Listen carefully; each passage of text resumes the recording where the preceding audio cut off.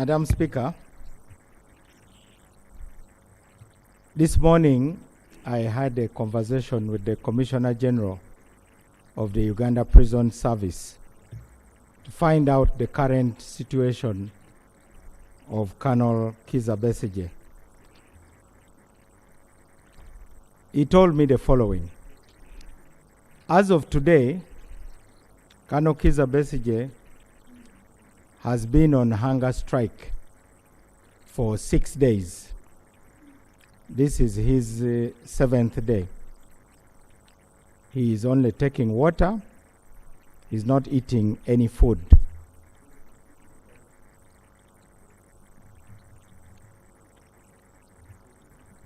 The Commissioner General informed me that because of the hunger strike, his health has deteriorated, and therefore he had to be evacuated to a hospital. His personal doctor took charge of the evacuation in the presence of Colonel Besigye's sister, Dr. Olive Kobusinje.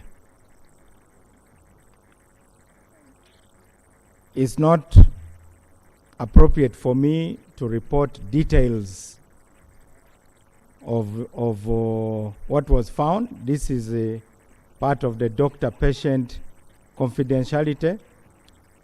But the Commissioner General said definitely his health condition is alarming.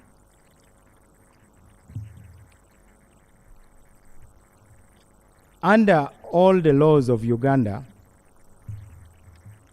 any person, especially those who are having health issues, are entitled to treatment. And in this case, the prison authorities were able to take him to the hospital. Comprehensive tests were carried out, and the doctors are managing him. The Commissioner General also informed me that Colonel Kizza Besigye has continued and continues with the hunger strike. And that means, of course, that any medical response will not have a major impact. He will not improve because of the hunger strike. Now, concerning your other question about the advice, the laws, what steps we have taken, how long it will take to transfer the files, I wish to report the following. Honorable Minister, just on hunger strike. He's not on hunger strike because he loves to be on hunger strike. He is on hunger strike because he believes he is unfairly treated. He is on unfair trial.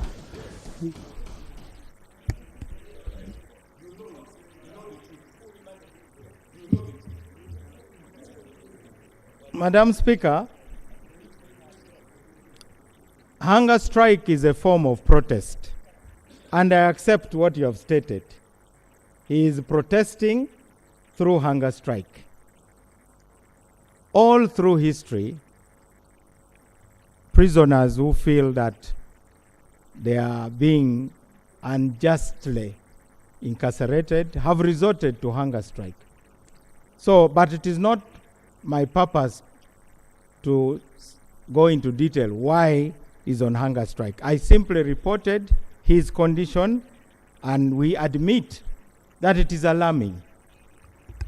Now, permit me, Madam Speaker, to respond to... As a legal advisor to government, after knowing that his condition, his situation is alarming, what advice have you given government to that effect? Madam Speaker, that is what I'm coming to, because you gave me a set of questions, and I would like us to go through the chronology of what we have done. The judgment was delivered on 31st January, which was a Friday. Immediately on Monday, Madam Speaker, the Attorney General wrote to the Ministry of Defense and the DPP. That is the very next working day after the judgment. The Attorney General wrote, informing them that the cases should now be transferred. On the 3rd, the very same day, the Attorney General also wrote to the Chief Justice asking the Chief Justice to appoint a judicial officer to be in charge of liaison concerning the transfer, who should liaise between all the actors. That is the first working day after the judgment. On the 4th of February, the Chief Justice wrote back appointing the principal judge as the liaison officer. That is the second working day after the judgment. On the 6th of February, the Attorney General's chambers forwarded the letter of the Chief Justice to the Ministry of Defense and Veterans Affairs and to the DPP. Around that time, Madam Speaker, we were here and I came to the floor and stated that it is the duty of Colonel Besigye's lawyers and the lawyers of all those who are in the court-martial to extract a decree that is part of their responsibility to their client. This decree only arrived on the 13th of February, almost 2 weeks after the judgment. That is when we received the draft decree. Unfortunately, Madam Speaker, the draft decree had errors. Some of the errors were as obvious as wrong names, for instance. On the 14th of February, that is last Friday, the Attorney General's chambers corrected... Do you have a copy of the decree which was extracted?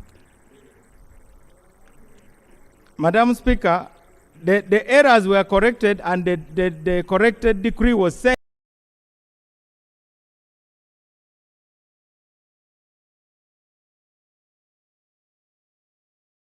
sent to the lawyers of Colonel Besigye. We have not yet received the corrected decree. If we have received it as of now, we corrected it from the Ministry of Justice. We are concerned by the slow pace of Colonel Besigye's lawyers. I have stated the chronology. You cannot take 2 weeks.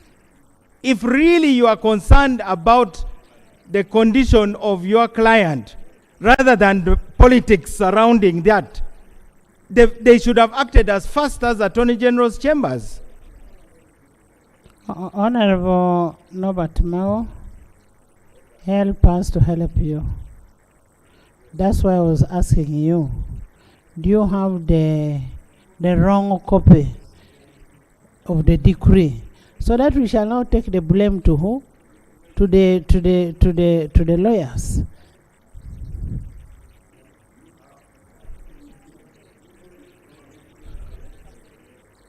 Madam Speaker, I have here on my phone, which I can forward, a letter dated February 14th, sending back the corrected decree. That was sending back. When did it come? The decree came on the 13th. The very next day, it was sent back. That's how fast we are, Madam Speaker. We have done our job, but those who have chosen to politic rather than take responsibility for the fate of their client are now playing victim. That is unfair, Madam Speaker.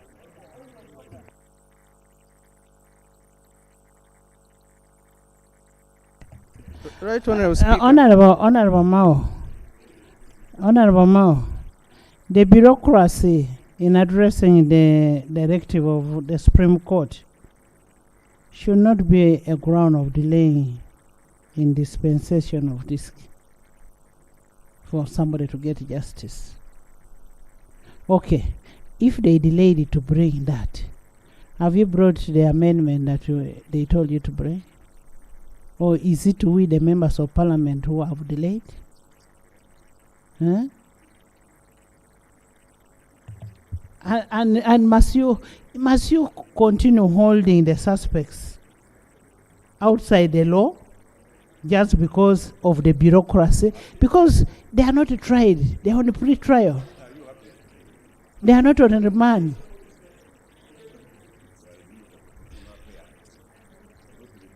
Madam Speaker, I am on record, and on the day that the new law year was opened, I addressed the members of the judiciary and I appealed to them to prioritize matters of the liberty of citizens. I am as concerned about the liberty of citizens as any of us in this chamber.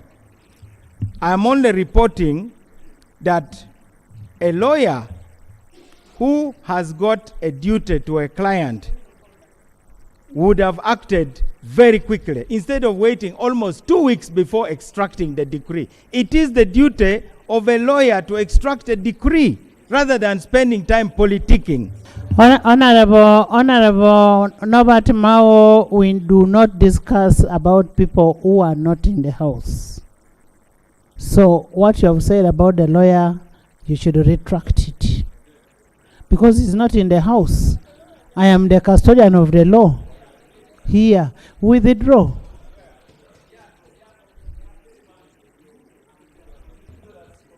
Madam Speaker, I respectfully withdraw. The copy of the decree is coming. I do not know whether I can now talk about my conversation with the chairman of the General Court Martial, the director of prosecution. Oh, I shouldn't talk about just anybody. A minute, Chairman. Just a minute, Chairman. Chairman, you say the decree is coming? Yes. In how many minutes? Madam Speaker, we are just across the road. We believe in less than 10 minutes it will be here. Okay. So we'll wait for it in 10 minutes so you can continue with other questions.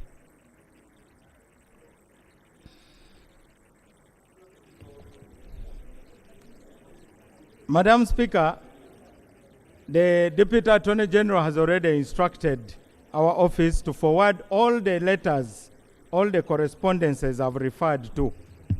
And they include the 3rd February letter to Ministry of Defense and DPP, and the letter to the Chief Justice to appoint a liaison contact.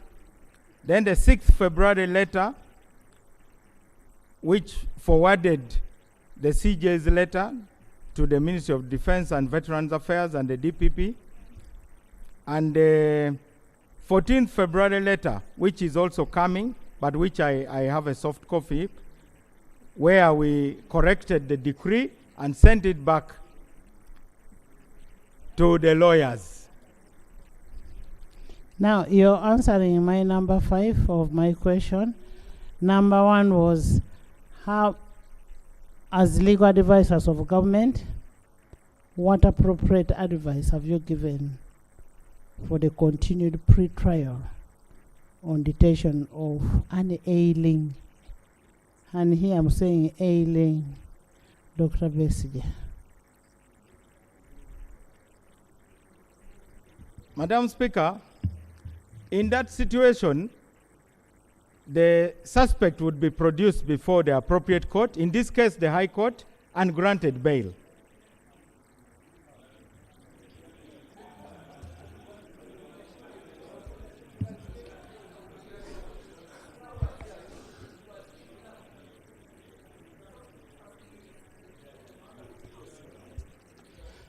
Has the file been transferred from court martial to the civil court, civilian court, to the civilian court? Madam Speaker, I have spoken to the chairman of the General Court Martial, who instructed the director of prosecutions of the court martial, who I also spoke to, and all that they are waiting for their file is this decree, which now we have. But we deny any responsibility for the late extraction of the decree.